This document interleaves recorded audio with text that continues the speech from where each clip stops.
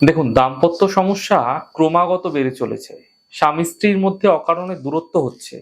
ভুল বোঝাবুঝির কারণে দাম্পত্য জীবনে একটা ফাটল ধরেছে। সেই আবেগ, টান, ভালোবাসা কোথায় যেন হারিয়ে যাচ্ছে। মধু দিয়ে করুন স্বামী স্ত্রীর মধুর সম্পর্ক। কোজাগরী লক্ষ্মী পুজোর দিনকে রাত্রেবেলা ৯:৫৪ থেকে ১০:১২ এর মধ্যে পূর্ণিমা তিথি যখন জ্বলবে, এই সময় স্বামী এবং স্ত্রী দুজনের দুটি ছবি একসাথে নিয়ে আলাদা আলাদা ছবি নেবেন। ছবি নিয়ে আলাদা করে সেই ছবি দুটিকে একসাথে রেখে আপনারা লাল কাঠ দিয়ে মুড়ে রোল করে ফেলবেন, রোল করে বেঁধে নেবেন। এরপর একটি কাঁচের বোতলে মধু ভরে দেবেন।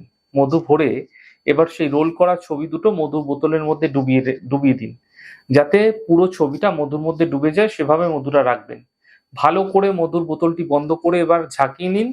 এরপর লাল রেশমি কাপড় দ্বারা যে মধু, যে বোতলটি রয়েছে সেই মধু শিশিটিকে ভালো করে বেঁধে আপনার বেডরুমের দক্ষিণ পশ্চিম, মাথায় রাখুন দক্ষিণ পশ্চিম অর্থাৎ নৈঋত কোণে গোপনে রেখে দিন, যেন আপনি যদি স্বামী আছেন তো স্ত্রীর যেন চোখে না পড়ে, আপনি যদি স্ত্রী আছেন তো স্বামীর যেন চোখে না পড়ে। এইভাবে গোপনে রেখে দিন। মিরাকেল পরিবর্তন দেখতে পাবেন স্বামী স্ত্রীর সম্পর্কের মধ্যে। মাথায় রাখবেন, সময়টা কিন্তু যেই সময়টা বললাম এই শুভ সময়টা দেখে করুন, ফায়দা নিশ্চিত মিলতে দেখা যাবে।